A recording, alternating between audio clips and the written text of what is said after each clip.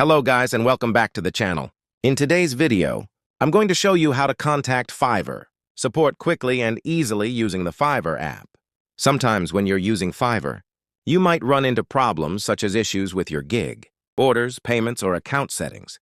And in those situations, the best thing to do is contact Fiverr support directly, so they can help resolve the issue.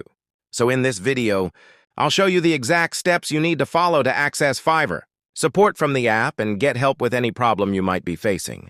So without wasting any more time, let's get started. First, go to the App Store and in the search bar, type Fiverr.